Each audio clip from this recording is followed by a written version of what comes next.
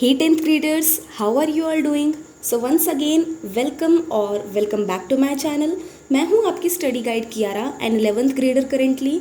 सो आज हम जो चैप्टर पढ़ने वाले हैं एग्ज़ाम के पॉइंट ऑफ व्यू से वो बहुत ज़्यादा इम्पॉर्टेंट है and that is from the diary of Anne Frank which is originally titled as the diary of a young girl. इस चैप्टर से हमेशा एक ना एक क्वेश्चन ज़रूर आता है और कई बार वो 5 मार्क्स वाला होता है.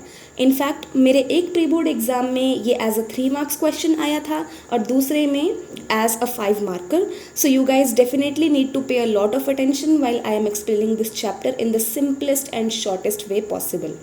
Okay, so let me tell you something about our narrator Anne Frank. पर मैं उन सारी डिटेल्स में नहीं जाऊंगी जो कि हमारे चैप्टर के फर्स्ट पेज पर दी हुई हैं. आई एम श्योर कि वो आंसर राइटिंग के लिए नेसेसरी नहीं है, so you just need to read them once और twice for your own general knowledge. बाकी आंसर राइटिंग में वो फैक्ट्स इतने काम नहीं आएंगे. तो कौन थी ये एन? एज अ पर्सन ये कैसी थी? She was a teenager just like you and me. She was 13 when she started writing her diary named Kitty and only 16 years old when she had to face death at the hands of the Nazis of Germany. Hey guys, do you remember that history chapter of class 9th? Something called Nazism and the Age of Hitler maybe? You should definitely read that lesson once again if possible. You must remember कि Nazis को Jewish people और Jews से नफ़रत थी. That's why वो उन्हें concentration camps में ले जाकर तड़पा तड़पा कर मार देते थे. वेल, एने and her family was Jewish, इसलिए प्रोसिक्यूशन से बचने के लिए वो 2 साल तक सीक्रेट एनेक्स नाम की एक बिल्डिंग में छुप कर रहे थे. This was the time when एने रोट हर डायरी, जिसकी मदद से बाद में लोगों को उनके आगे खुलासा हुआ कि नाजीज़ के रूल के दौरान कितनी घिनौनी हरकतें हुई थी. So in this chapter we are going to have a look into Anne's diary कि उसने अपनी हाइडिंग से पहले की डे टू डे लाइफ के बारे में क्या लिखा था.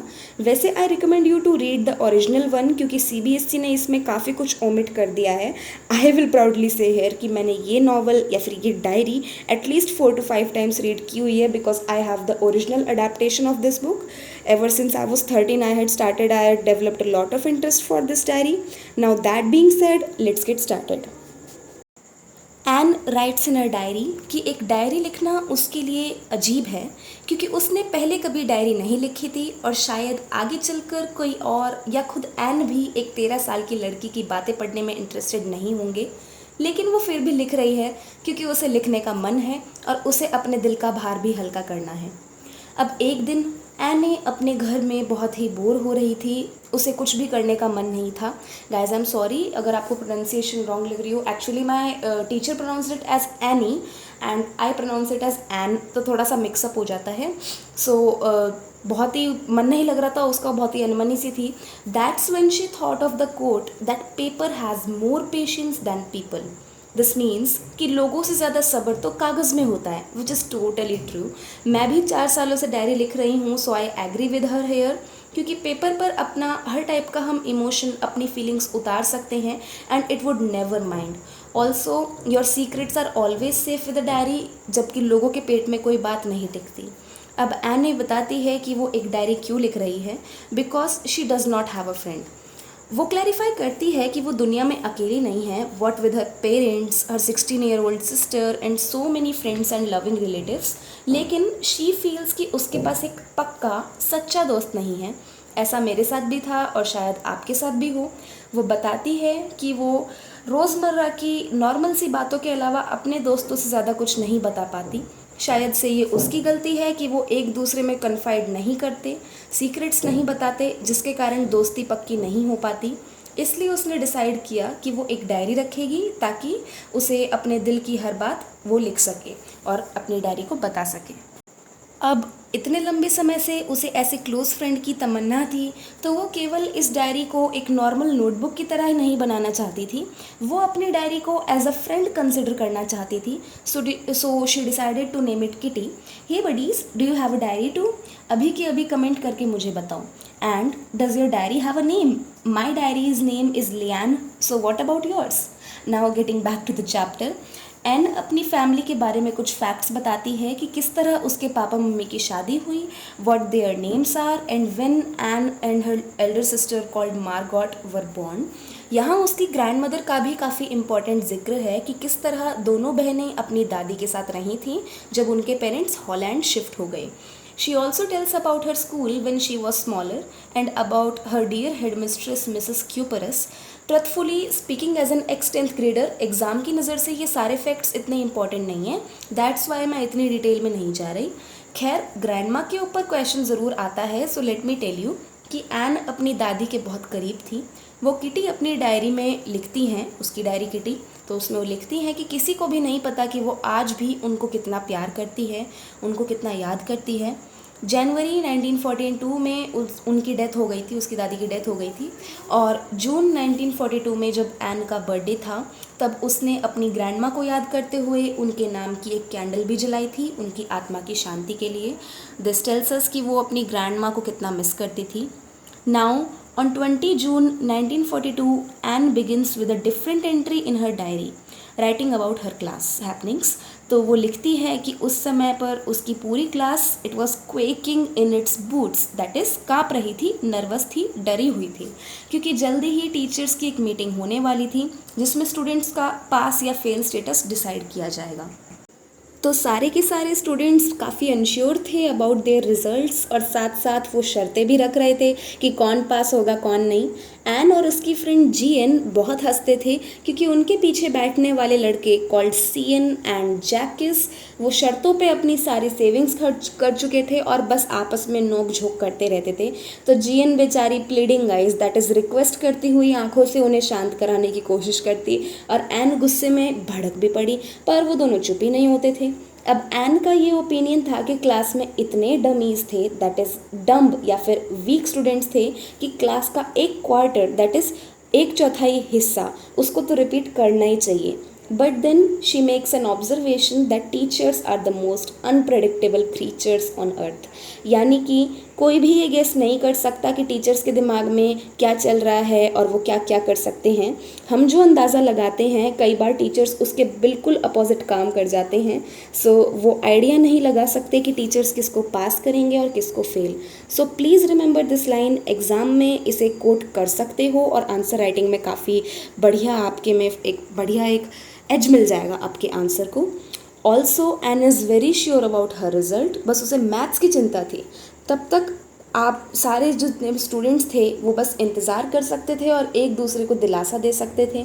अब एन बताती है कि उसका टीचर से हमेशा अच्छा रिलेशनशिप रहा है. उसके स्कूल में 7 मेल टीचर्स थे और 2 females, opposite to the proportion in Indian schools. However एक टीचर थे an old man called Mister Keesing who taught them maths, और वो एन को हमेशा अनॉय करते थे, दैट इज़ परेशान करते थे, क्योंकि एन बहुत बोलती थी. She was very very talkative. अब यू नो कि क्लास के बीच किसी भी टीचर को डिस्टर्बेंस बिल्कुल भी पसंद नहीं होती, तो उन्होंने उसे कई बार वार्निंग्स भी दी पर उस पर कोई असर ही नहीं पड़ता था. She was so talkative. Finally as a punishment उसे एक ऐसे मिला on the subject a chatterbox. अब ये कैसा अजीब टॉपिक है ना, आखिर इस पर क्या लिख सकते हैं. खैर एन ने ये डिसाइड किया कि वो उसके बारे में बाद में चिंता करेगी और उसका टाइटल कॉपी में लिखकर उसने छोड़ दिया होमवर्क के लिए.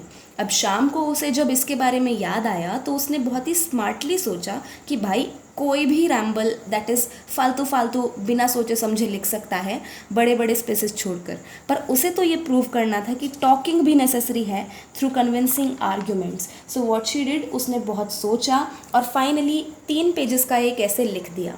She was satisfied with it. उसने उसमें लिखा था कि टॉकिंग तो एक स्टूडेंट की मेन कैरेक्टरिस्टिक है, वो इसे कंट्रोल करने की पूरी कोशिश करेगी. हाउएवर वो कभी इस आदत को पूरी तरह नहीं छोड़ पाएगी. क्यों?